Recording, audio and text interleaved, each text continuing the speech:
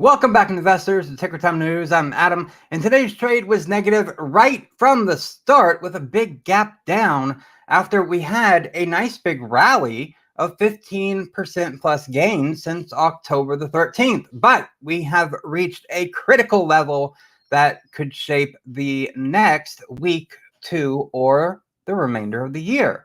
Now, this move had the S&P 500 not only flirting with a key technical resistance level, that magical 200-day moving average that sits right now at 4,054 points.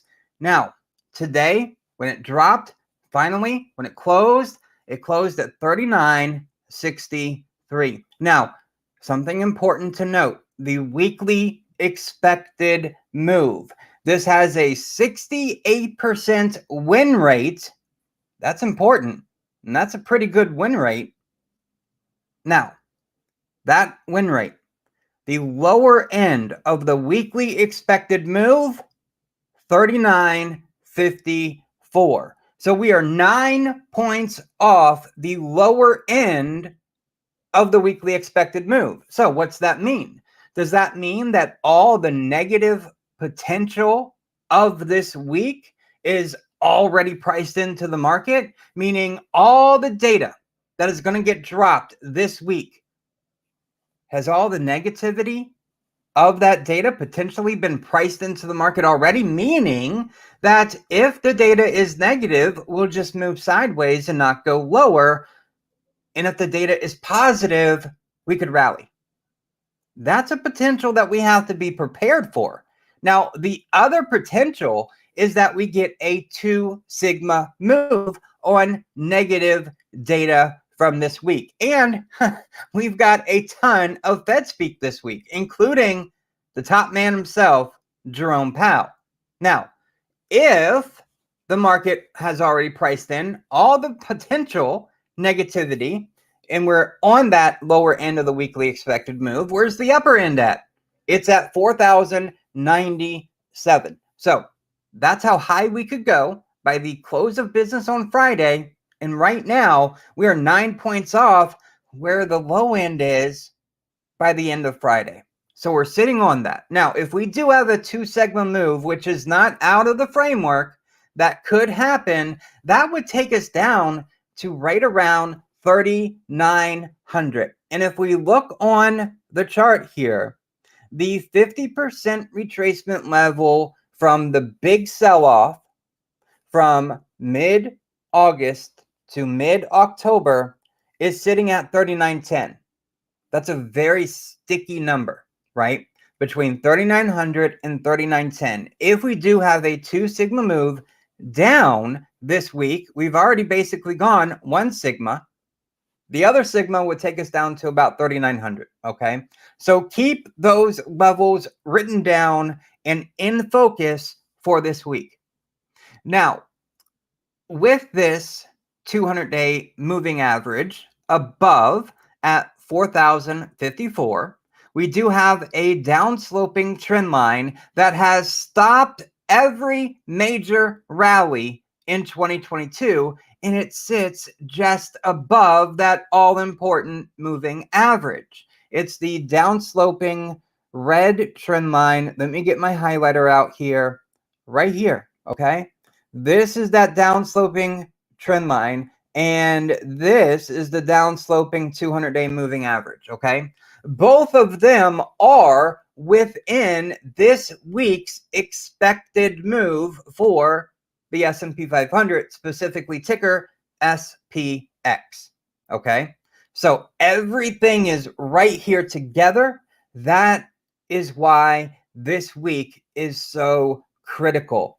Are we going to rally for the next week or two or into the close of the year? Or is this going to be like 2018, where instead of getting a Santa Claus rally, we get a Santa Claus dump, okay? And we just sell off. Something to keep in the back of your mind as we're working through this week and all of the data and all of the Fed speak. Now, in my experience with this, failing to quite reach a very obvious level that everyone is looking at for this market to test is often a bearish signal. So we have the 200-day moving average. We've got the downsloping trend line. If the market cannot get to them, if we're so close, but can't make it to them like we did during the summer rally. Look on the chart. This is the SPX, so the S&P 500. Look at the chart here. I'm going to bring this down just a little bit. Mid-August, right here, we had the downsloping trend line. We had a downsloping 200-day moving average, and price climbed all the way to that point and got rejected right there. If we can't even get that close to be rejected off those trend lines, then this is really weak. So even if everyone is looking for that test at the 200-day or the downsloping trend line, and it still happens, there's very little chance it will hold as a high, okay? But a failure to even get there shows the balance of supply and demand in its anticipation. Now, we posted a message yesterday to our private investor community telling them that risk is growing, meaning we are getting close to a top. Whether that is a short-term top or a longer-term top, that's yet to be seen. This could be a short-term top where the next week or two, we're in a sell-off state. And then the last couple of weeks of December, maybe things turn around, right? And we could get a potential late season Santa Claus rally. Now, if this is a longer term top, then this could be a 2018 style sell-off in December. And just to give you some facts to back this up, let's go look at the seasonality chart, okay? We've seen this a bazillion times. All the way to the right, over here, we've got this red line. This is what we're paying attention to all year. It has been pretty accurate. Not exactly to the date. It may have been shifted a week or two forward or backwards, but it's been very accurate. It says that we get a rally throughout the majority of December. Okay, keep that in your mind. This is going back to 1946, capping every midterm election, all right? Now, 2018 was a little different, right? When we looked at 2018 last week, there was a sharp sell-off in the beginning of December. So we have to be careful here. If this is a short-term top that we're making here, then the first couple weeks of December may be pretty sour before then potentially getting that late-term Santa rally. Now, coming off the sizable rally that started in mid-October, market participants took some money off the table today ahead of Fed Chair Powell's speech on Wednesday. Okay, we're going to look at all the data coming out this week in just a few moments. But on Wednesday, Fed Chair Powell, the market will be glued to every individual word he says. And worries, the market participants, they have worries that this week, with the slew of economic data coming out, along with a ton of Fed speak, it could reflect a need to mark down earnings even further. Now, the data lineup includes the November consumer confidence, October personal income and spending, November ISM manufacturing index, and November employment situation reports, plus Fed speak.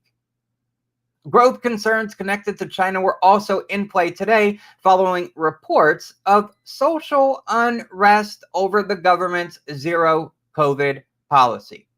That is also stirring growth concerns that the overall global market will slow. Okay. Yes.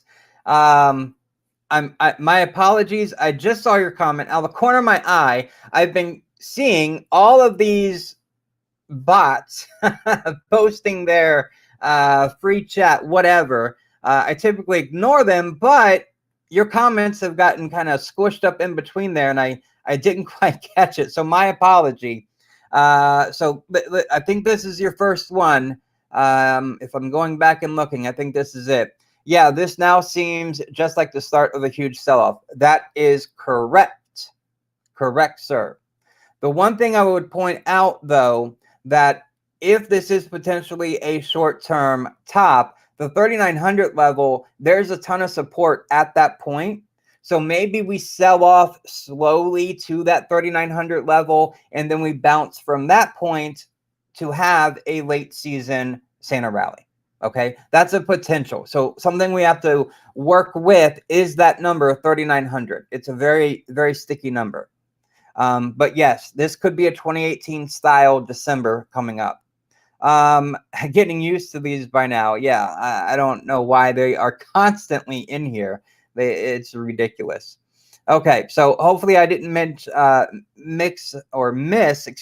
any of your comments. I'll try to keep a better eye on that when ignoring all that spam. Okay, let's continue here. Now, ensuing sell-off today, it was broad-based, with declining stocks leading advancing stocks by greater than 3-to-1 margin at the New York Stock Exchange and greater than 2-to-1 margin at the NASDAQ. All 11 S&P 500 sectors closed in the red, with losses ranging from 0.3%, which is XLY, consumer discretionary, to a whopping 2.8% loss, XLRE, which is real estate. Now, when we published our weekly expected moves yesterday, as we do every Sunday for our private investor community, we commented that XLRE, real estate, and XHB, which are the home builders. Let me put that one up here real quick. Get my cursor back. Okay. XHB, which is the home builder ETF. Okay. The options market was pricing in, or is pricing in, big moves this week compared to weeks past. If you look at where the weekly expected moves are for the home builders ETF, XHB, they are, look at this. Look at how far up they are. All the way up here and all the way down here. Okay. So price today left us at $60.75, down 2.1% for the XHB, Home Builders Index. Now, the upper end of the weekly expected moves takes us to 69.75. The lower end, 54.39. This is a huge spread, okay? The spread between the weekly expected moves, the upper one and the lower one, are usually not this big. So what could this be? What could this be? What could this big move that the options market is pricing in be about? Well, the housing market is getting a pretty big data dump this week. And with the housing market already under pressure, it kind of makes sense that this data will have a negative impact on these sectors. Okay? So be careful with real estate and home builders this week. Something is a little off, I would say. Now, another topic that we talked about with our private investor community yesterday was retail. XRT is the retail ETF, okay? Now, retail was stretching out, creating a rising wedge chart pattern. It'll load here in just a moment, and I'm going to show you this. So what we have here, let me pull this chart up. Okay, let's go. There we go. Okay, so highlighter again. So we had this contraction right here, okay? So expansion, which was this, leads to contraction, which was what was through here, which leads to expansion. And now we had this rising wedge pattern here. Now, let me go over here to the chart patterns just to confirm this for you so you can see.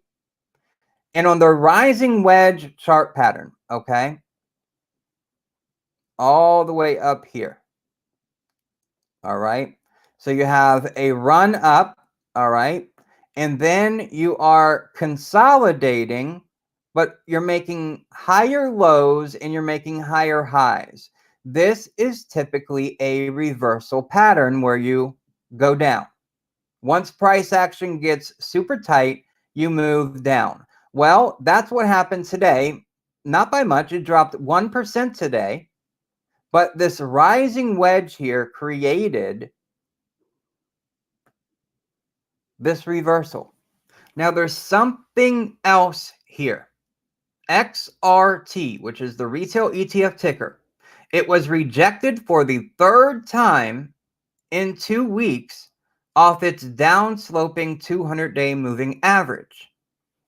3 times it got rejected, all right? 3 times, including today, including last Friday. And then about a week before that, on Tuesday, November the 15th, it got rejected from that 200-day as well. So this is looking pretty bullish. I'm sorry. This is looking pretty bearish, like it's going to head down. Maybe the first point is the weekly expected move on the lower end, which is 63.64. All right. Maybe support at its 50-day moving average if it wants to make a 2 sigma move, meaning it breaks the weekly expected move and heads lower. Okay. All right. So that's retail looking pretty bearish. Now, communication services, XLC, it was down 1.6% today. Financials, XLF, down 1.8%. And information technology, XLK, it dropped 2.1% today. They were influential leaders taking the market down further. Now, the most heavily weighted information technology sector, it was pulled down today by Apple, AAPL. Apple brought the market down. I mean, the S&P 500 is Apple, right? It has such a heavy weight. Now, Apple fell 2.6% today. Let me move this chart up a little bit for better visibility. Okay. All right. And we're going to talk about the chart pattern here too in just a moment to clarify something. But Apple sold off after or on a Bloomberg report that the company could lose 6 million iPhone Pro models from events that are happening at the Foxconn factory in China. Again, there is something happening in China. Its citizens are not liking things. That could lead to more economic problems over in China, which then could affect the world. A lot of manufacturing is done in China. And that's why the market pays attention to what happens in China. Now, another note. Let's pay attention here to Apple's chart pattern. Was it a bullish pennant or a neutral symmetrical triangle? What's the difference? Okay, let me show you real quick here. So we had an expansion move up, right? And then we started to consolidate. Price action was getting tighter and tighter and tighter as it moved forward. Okay, let's look at this on the chart patterns chart here. Let's talk about two. I want to talk about the pennant, which is right here, versus the symmetrical triangle, which is down here. Okay. Now, the bullish pennant, it has bullish in its name for a reason, because typically you rise up, price consolidates, and then you have a breakout. The symmetrical triangle is different. You have a move higher, you have the consolidating part where price is getting tighter, but price can break up or price can break down. It's a neutral chart pattern. Understanding the difference between these two is important. And by looking at them, hopefully on your screen, it's clear. The pennant is smaller, okay? Symmetrical triangle, price action, it moves wilder, okay? Let's get this out of here. Now, looking at Apple's chart pattern here. If this was a pennant and not a symmetrical triangle, price action, and I'll use this as an example. We have a triangle, just like for the symmetrical triangle, but it's smaller. The symmetrical triangle is going to be a bit more like this. It's going to be noticeably larger. That means, and this is the big difference between the two, on the pennant, which is smaller, price moving up and down and up and down within it, you're going to have much smaller moves. In Apple's case, we had a percent, we had 1.1%, 1%, what was this one? 1.3%, 0.5%, 2.1%, 1.5%, 0.6%. You get the picture. Now, on a pennant, that price action is going to be like a percent or less move. It's going to be really tight. Okay? That's the main difference between the two. And understanding which one they are, right, will determine whether we're going to have a breakout or it's a coin toss on whether it's a breakout or breakdown. Okay? So practice identifying pennants versus symmetrical triangles on charts. The more that you can recognize tighter price action, the more you can recognize the bullish pennant. If price action is wild and crazy, it's moving 2%, 1.5%, big moves, that's more of a symmetrical triangle, and price can go either direction. Okay? Knowing the difference can save you a ton of money. It can also make you a ton of money. Okay, let's keep moving. Now, there was an impressive intraday reversal today. Where do you think that was? Where do you think the impressive intraday reversal came from today? It came from oil, actually. US oil, all one word on TradingView. Oil, it fell to 73.60 cents a barrel earlier on growth concerns where? From China. By the close of the cash session, oil rose 0.7% to $77.17 a barrel. This helped, presumably, by some short covering activity and speculation that OPEC Plus could consider a production cut at its meeting next week. Now, in our private note to our investor community yesterday, we said that oil is at a make or break point. Either support holds or it fails. Oil was able to bounce off its support today. But can it continue to stay above that $75 a barrel support? That's yet to be seen. Now, we do have interesting candle development. There's a huge wick on the bottom of today's candle, but there's also a pretty big wick on the top of the candle. So I don't know that this is a reversal pattern yet, but it could, okay? So keep your eye on this. If oil goes up, that typically means that energy companies like ExxonMobil or Chevron are going to move up as well. There's been that correlation through 2022. Will that correlation continue? That's the big question. Right now, I'm not so sure about that. Okay, now let's go look at the dollar. The dollar has been important for 2022. The US dollar index, or ticker DXY, also saw an impressive reversal today.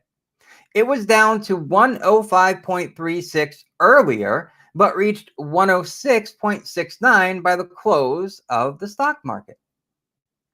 The dollar rising also added to the downward pressure on the stock market today.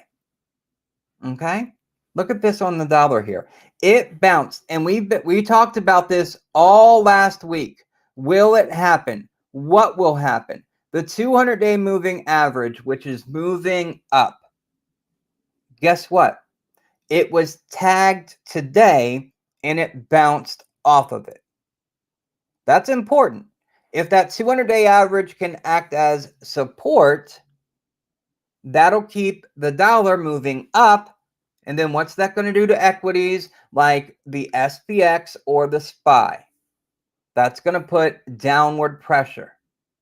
Okay? That adds to the potential sell-off in the market this week or next, right?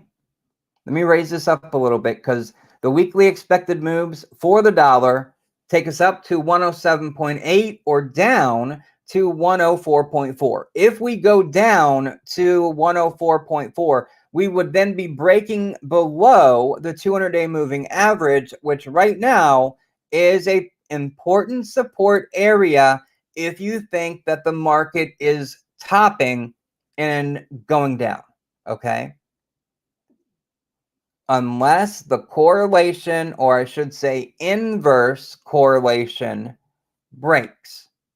All year, when the dollar goes up, equities go down, like the SPY. If the dollar goes up, the SPY goes down. If the dollar goes down, the SPY goes up. That's been the inverse correlation all year long. So I'm not expecting it to break, but we have to be prepared for anything and everything. So it's something to keep an eye on. Then, adding to the downward pressure, the inverse along the yield curve deepened, reflecting the market's ongoing growth concerns. But the movement today was modest. Let's pull up the 10-year, because the 10-year has an inverse correlation with the Qs. If the 10-year is rising, the Qs are typically falling. So the 10-year today, it only rose by 1 basis point to 3.7%. Now, you can see this descending triangle right here, or flagging. It could really be either one, just depending on how you put your support trend line in there. If that is true, then maybe the 10-year is setting up to drop.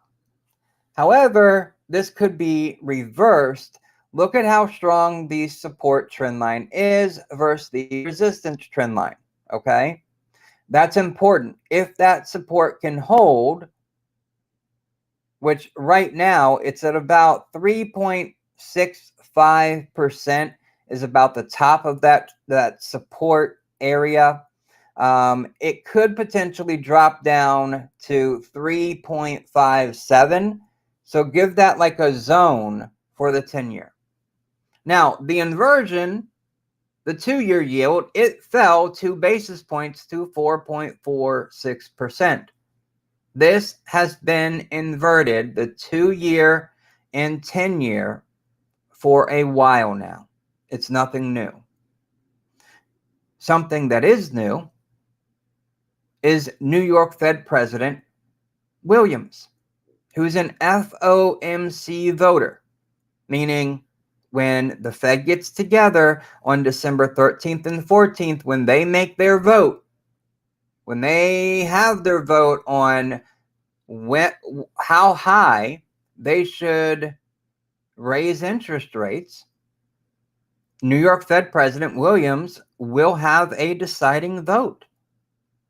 And St. Louis Fed President Bullard will also have a vote at that December meeting. Now, what added to the downward pressure was that New York Fed President Williams said that inflation is far too high, indicating that the Fed may be more aggressive and pursue rate hikes into 2023. As we have said all year long, there will be no Fed pivot in 2022, and rate hikes will continue into 2023.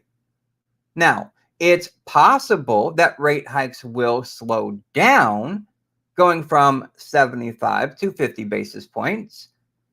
And that could occur as soon as the December 14th or the February 1st meeting.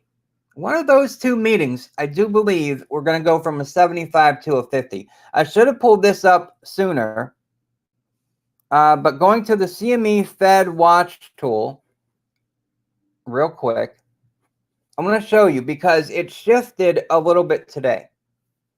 When Williams said that inflation is far too high, he moved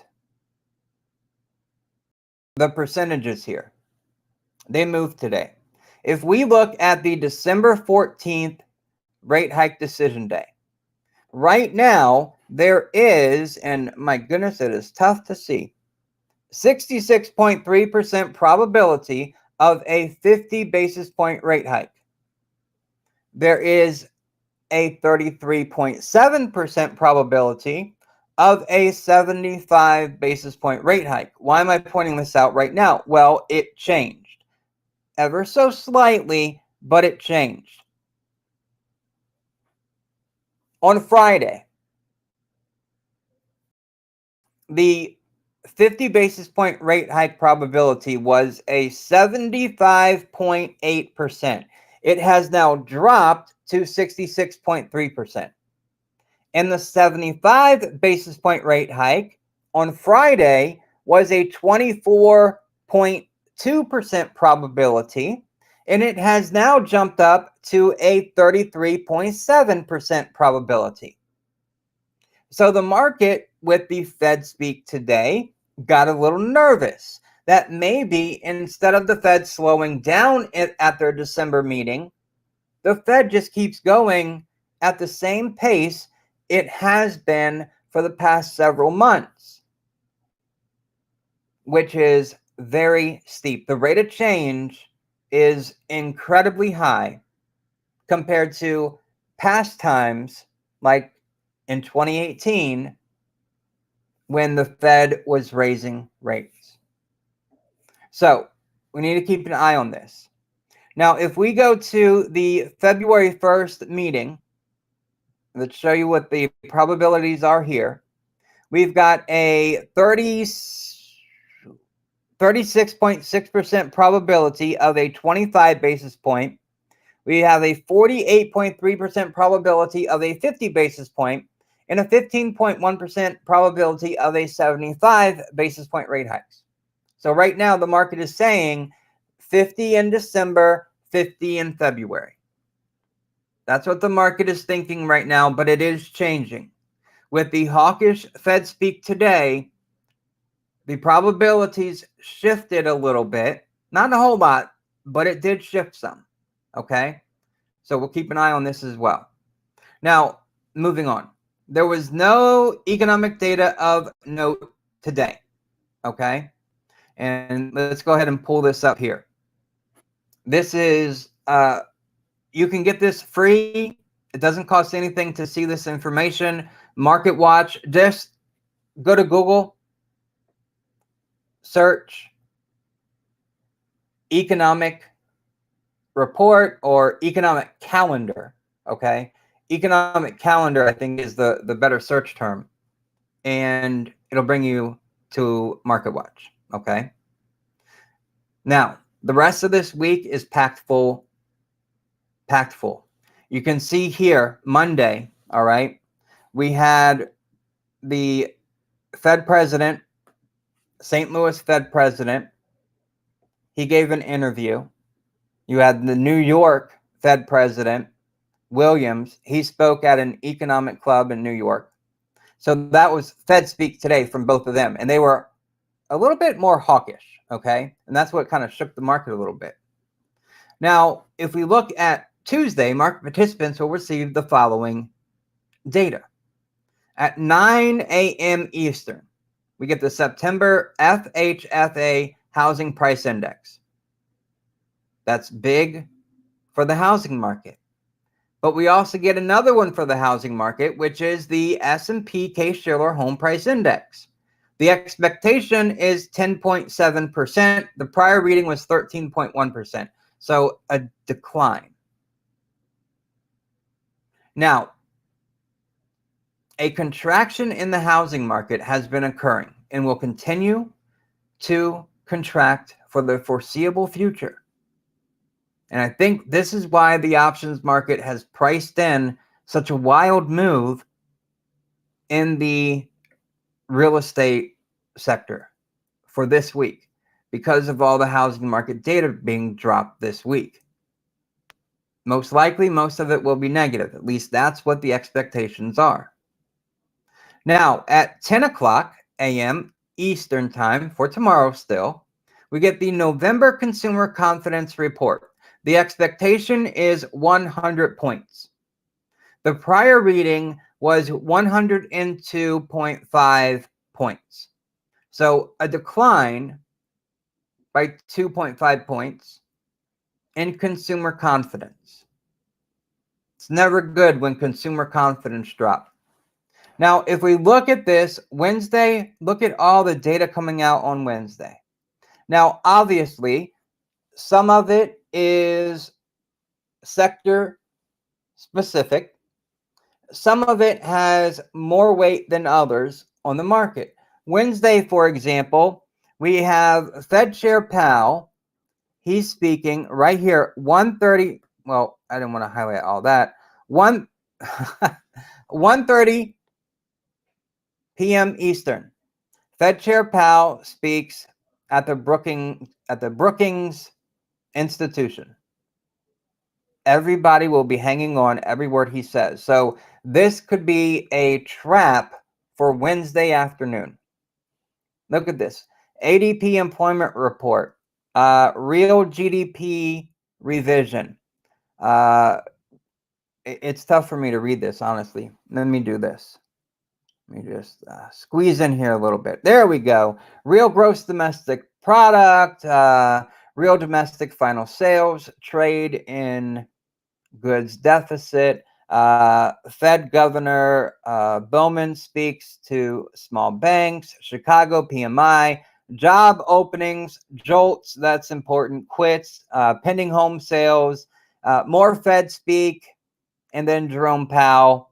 And then the beige book, the Fed's beige book comes out. Wednesday is a very significant day for data. And this market has been driven, it seems like all year long by headlines. Wednesday's got a ton of them.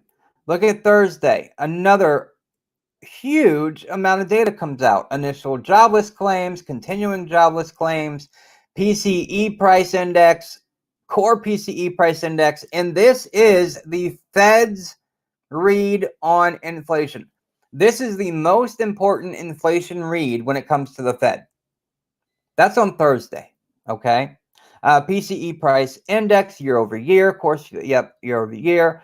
Real disposable income, real consumer spending, Fed speak, manufacturing PMI, Oh my goodness. Construction spending, more Fed speak, motor vehicle sales, a whole list on Thursday.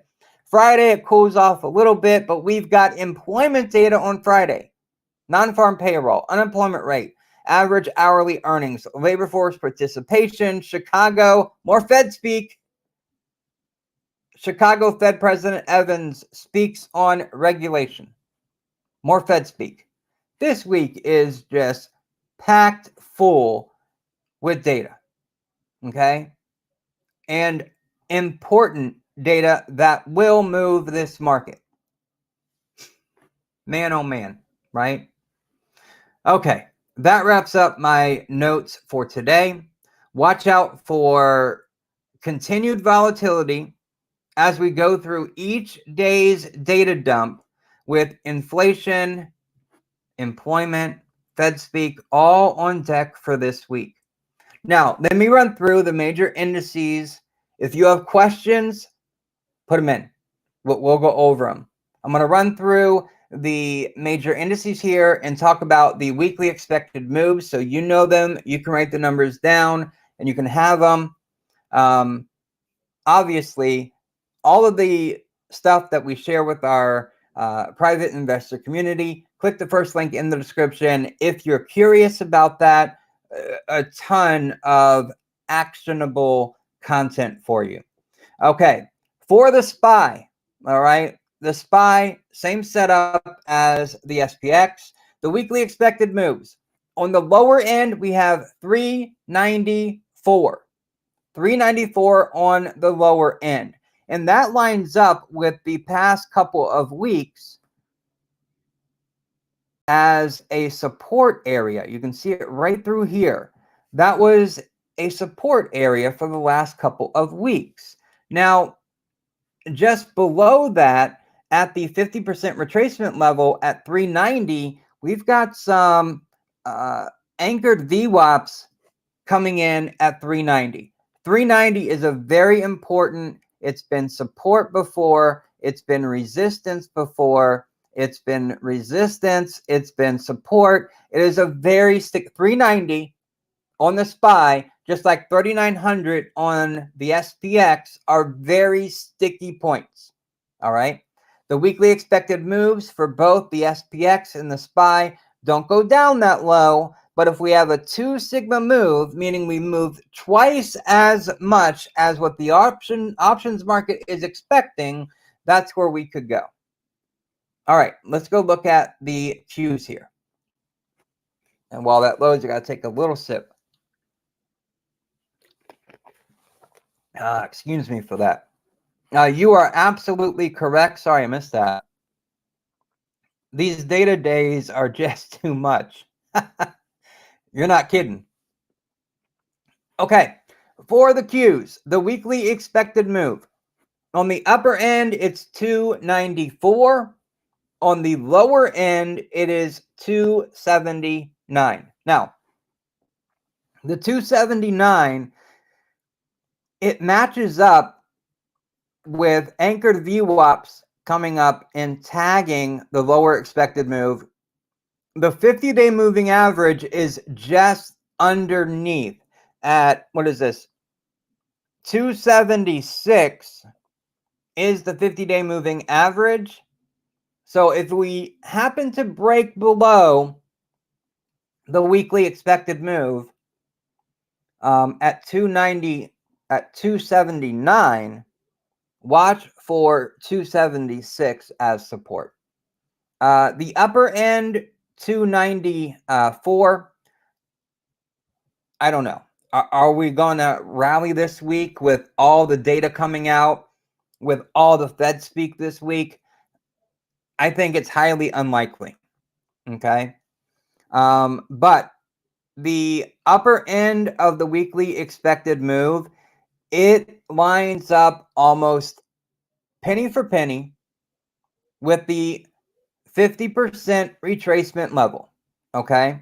So from the big middle of August drop to the middle of October, that decline, that sell-off, The 50% retracement of that sell-off is at this week's upper weekly expected move at 294. So that would be an important level if we did happen to rally to that point. It'd be sticky. Okay. All right. Let's keep moving. Let's go to the Dow Jones because this one's interesting. All right. The SPX, the SPY, the Qs, they've been underperforming compared to the Dow Jones, as we can see here with it. And let's just do that. And let's bring this down some so we can see. The Dow's just been rallying hard and strong. And as a matter of fact, it was able to get back to and slightly break above the mid-August rally. But today it had a big sell-off down 1.5%. The lower end of the weekly expected move, and the ticker for the Dow Jones is DIA. The lower end of the weekly expected move is 336. We closed at 338. So 2 points. 2 points away from the lower end of the weekly expected move. Now on the upper end is 350. If the Dow Jones was somehow able to rally, which it seems really unlikely, it has moved so far, so fast, that I just think it's unlikely that we're going to see a continued rally here in the short term for the Dow Jones. I mean, it's way off its 50-day moving average. It's way above its 200-day moving average. It's just incredible. I mean, its 50-day moving average is down here, all the way down there at 314. That's just incredible. Okay, so those are the two upper end and lower end for the weekly expected move. All right, let's go on to the IWM, which is your small caps, and then I'll do the MDY, which is your mid caps. Okay. All right, so for the IWM, interesting here, the IWM for the past couple of weeks has been fighting with its downsloping trend line. Okay. The downsloping trend line is this blue line that comes through like this, and it continues like so. You can see the gap that I left there. You can see how the IWM, your small caps, have been fighting with that downsloping trend line for the past couple of weeks. It hasn't been able to, boom, break above it and just run higher. It's been significantly held back. Now, something else of note is the 200-day moving average is moving along like so. And Friday, it hit it as resistance. Okay. So this isn't looking like a good setup for the IWM. Okay. The weekly expected moves here. On the lower end, which it almost got to today, is 181.1. It closed at 181.8. Just a few tens of cents difference there. And then on the upper end, it's 190.0. Okay. I don't think it's getting there. I don't think it's getting close to that 190. I'd be shocked. I would be shocked if it did. But we are really close to the lower end of the weekly expected move, like literally 70 cents or so away from it, which is just incredible that it's that close. All right, let's go to the MDY, which are your mid caps, and call out the weekly expected moves here too. Now, everything in the market, I should have mentioned this at the beginning, everything was down significantly today. Like Bitcoin and Ethereum, they started it off. And I remember talking with you on Discord about last night and crypto selling off. They sold off first. And sometimes I need to track this. I haven't tracked it, so I don't know if it's true. But sometimes I think that Bitcoin is an early indicator for what equities are going to do, especially what the Qs are going to do. The QQQ. Sometimes I think if Bitcoin is moving overnight in a certain direction, doesn't it seem like the Qs then the following day move in that same direction? It's curious. I really need to track it and find out how accurate it is. Okay, so for your mid caps here, we did have a rising wedge here. Okay, and let's go to the chart pattern right here. And remember, the rising wedge, which is the top right over here, that's typically your reversal, right? You have a rally and then price action starts to consolidate, but you're making higher lows and you're making higher highs along the way. But price action gets tight and then it breaks. It is a reversal type pattern, okay? All right. So let's lower this, and you can see here on the chart, we had our rally up, and then price action starts to contract, and it really stayed tight moving up, and then it reverses today and breaks down. All right. So that's your rising wedge there, a pattern to be on the lookout for, because you may think, oh, price is moving up. It's making higher lows, higher highs. This looks bullish, but it's not. It's a bull trap. Okay, weekly expected moves. 449 on the lower end and 485 on the upper end. I don't think we're going to the upper end of this. That would surprise me. The 200-day moving average is coming in confluence with some anchored VWAPs that are just a few pennies above the lower end of the weekly expected move. So I could really see that acting as support if we did continue to move down towards it. All right. So that's everything. That's everything I wanted to touch on today. Do you guys have any questions? Are you good? Actually, let me pull up one more thing. Let me pull up the VIX real quick. Because the VIX, if you are part of our private investor community, last night with the weekly expected moves, I also sent out our experimental daily expected moves for today. And one of the products that could have moved significantly to the upside was the VIX. I mean, there was a really big difference there, and the VIX moved up 8.3% today. So that thing was spot on. As a matter of fact, let me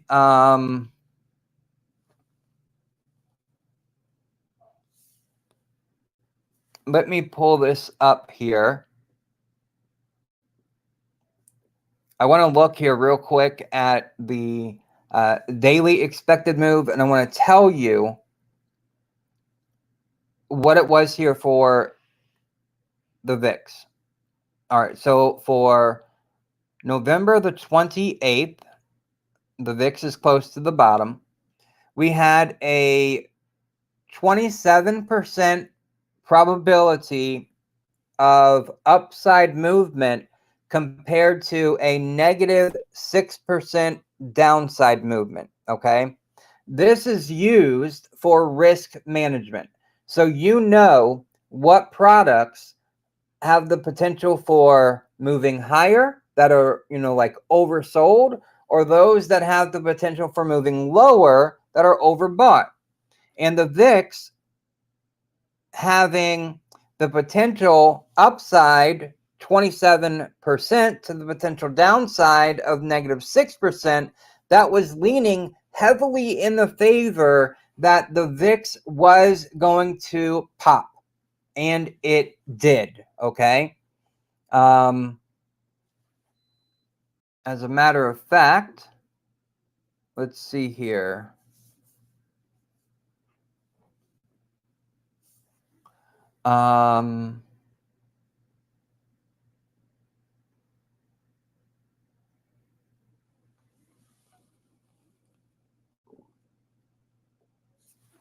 Oh, is that it?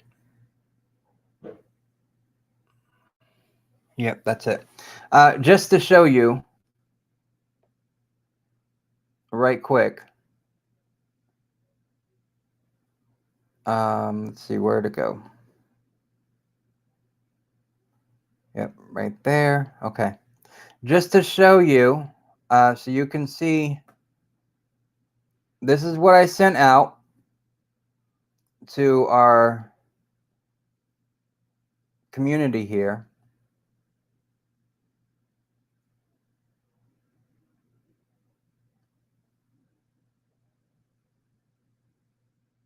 All right. So let me get a bright color here. So the VIX was right here, okay, VIX. And this is what we sent out last night. Right here is the 27% potential upside to the negative 6% downside. So that big of a difference there told me that the VIX was going to go up today, or at least the probability was on the side that the VIX was going to rise today, and it did. And just for reference, the SPY, 3% upside to a negative 6% downside. So that was leaning towards a downside for today. Many of them had it. And the greater the difference between the potential upside to downside, the greater the difference, the greater the probability it's going to lead towards the larger side, whether that's up or down. But here on the VIX, you can see this thing has been just coming down, selling off like crazy. All right. Today it had that initial pop. It didn't quite reach its lower support level, which is, like right down here. Oops, it moved on me. Right down here, that group, which is this green box that runs across here, it didn't quite get there. Popped 8.3% today. And this thing, it just could continue to move this week. Volatility could just continue moving, maybe up to resistance potentially here, which is right about 24. The VIX is at a 22.2 right now, 24.5. That could be an area where it gets a little sticky and slows down some as a little bit of overhead resistance for the VIX. Okay, let's see here where I leave off.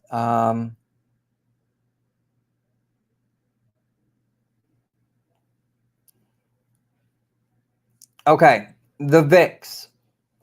This is based on how the market perceives volatility, or what the market thinks the volatility will be. When the VIX goes up, remember a while ago, let me clear all these marks up here. Remember a while ago I talked about trading with a $100,000 account. All right, here we go. So the higher the VIX goes up, the higher the volatility in the market will be, okay? And the example that I shared, and I can remember you commenting on it, but I just want to do a refresh just in case. If you have a $100,000 account that you're trading with, and just randomly picking a number there, when the VIX goes up, okay, 25, 30, all right, it's at a 22 right now. When it gets to 25 or a 30, your $100,000 account, it will move in the market up and down like it's a $200,000 account. And the reason it's moving like that is because the market is doing wild swings up and down. All right. So that volatility of the market doing these wild swings up and down is why your $100,000 account seems as though it's trading like a $200,000 account. So when volatility is high, you can make a lot, but you can lose a lot all at the same time. You need to be very tactical as volatility gets high. Now, if the VIX is down like 15, 12, 10, if it's really low like that, then a $100,000 account is trading like it's a $100,000 account. The market is barely moving intraday and then day after day, okay?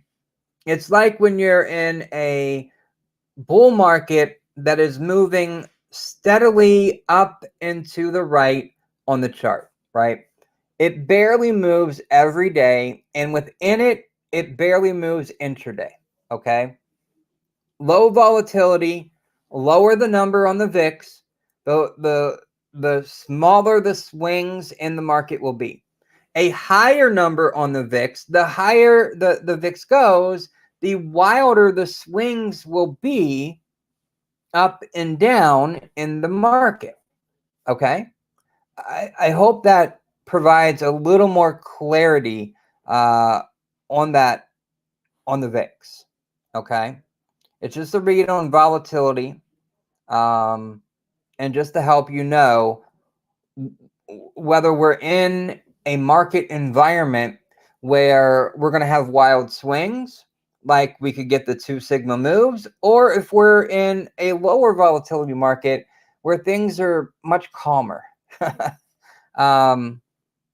Chaos is a big VIX number, like 30. Calm is a low VIX number, like 15. I hope that helps. Let's see here. Yeah, on that bad CPI report, it tanked. That was the market wanting to rally.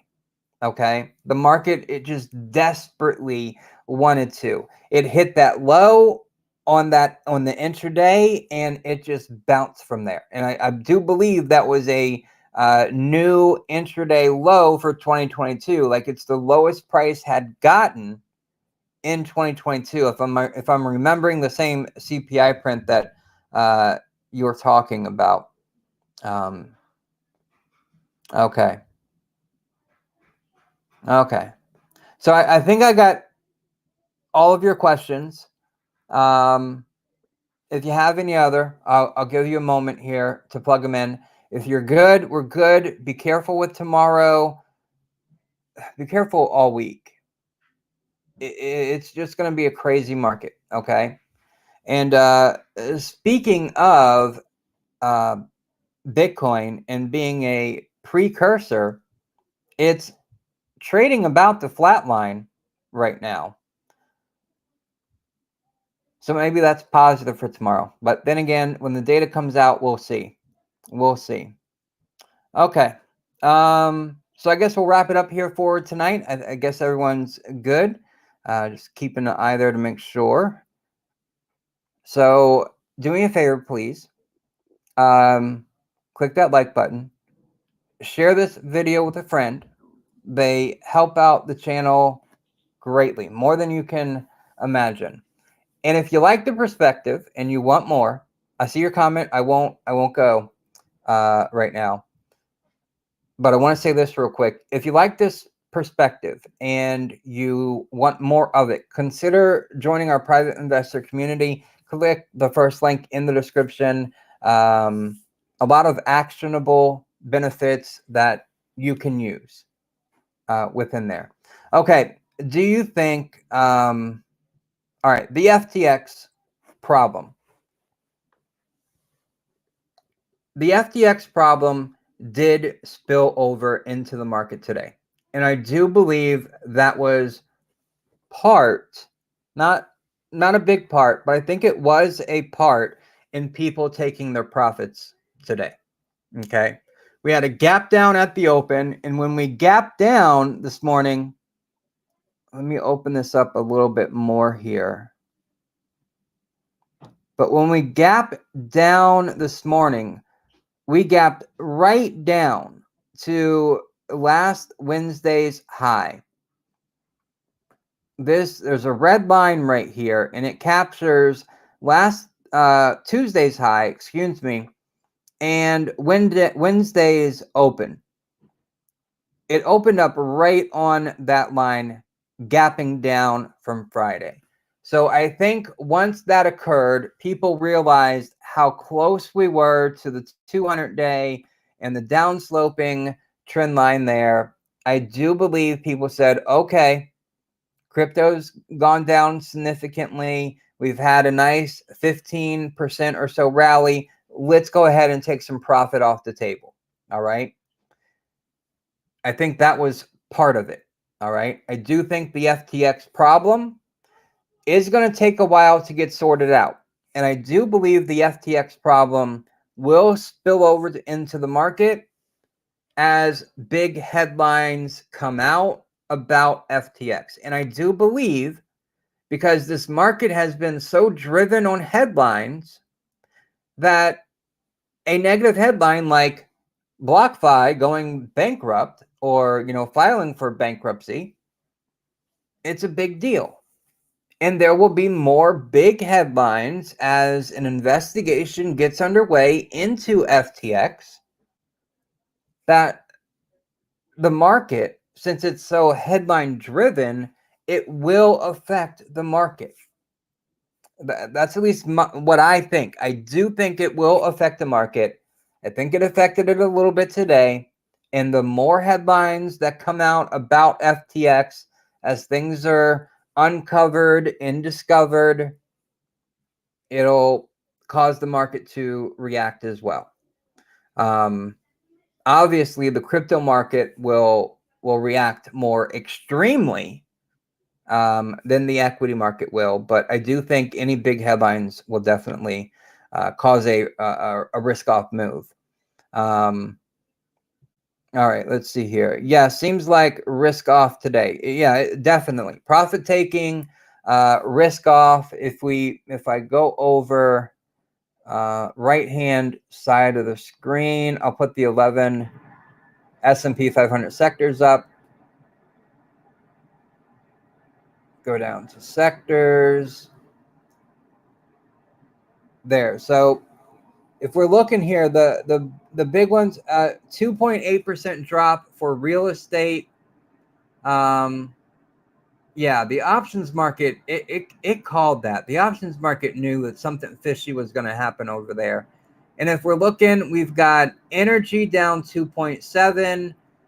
We've got materials down 2.3. That's growth concerns, China-related concerns. Those two sectors being down are saying that, you know what, materials won't be needed because we won't be growing the economy. Energy dropped because we won't need the energy to put those materials together to sell whatever the end product is. So those two sectors coming down off of China because of growth concerns. And then we've got financials down 1.7, and we've got technology down 2.1. What else do we have? Utilities were down 1%. Utilities are a defensive sector. Consumer staples, also a defensive sector. Consumer staples XLP was only down 0.3%. Those two are defensive, all right? Defensive in nature.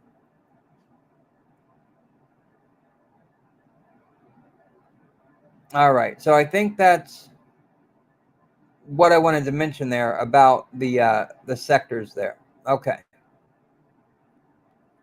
All right. Anything else, or are we good until tomorrow?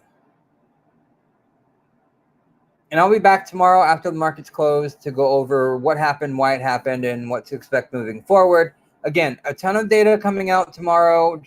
Just watch those timestamps. Well, my apologies. Wednesday is the big day. Tomorrow, not so much. All right. We got housing market and consumer confidence. Those are the two big things for tomorrow. 9 o'clock and 10 o'clock Eastern in the morning when those two reports pop. And then Wednesday, my goodness. I really think that the market with this big drop today, I think we could just move sideways tomorrow. It could be a little red, it could be a little green tomorrow, but we kind of just move sideways along the weekly expected move and wait for the big econ and Fed speak drops on Wednesday. That's my expectation for tomorrow. All good? Awesome. Well, I'll wrap it up here. Thank you so very much for joining me today. I greatly appreciate your time spent here with me, and I greatly enjoy the interactions with you and answering your questions to the best of my abilities. And you have a wonderful evening, a successful day tomorrow, and I'll see you after the market is closed to talk about what happened, why it happened, and what to expect going forward. Click that like button, share this video with a friend, and if you like the perspective and you want more, click the first link in the description. Love you guys. I will see you tomorrow. Have a great evening, and best of luck. See you guys later, and gals. Bye-bye.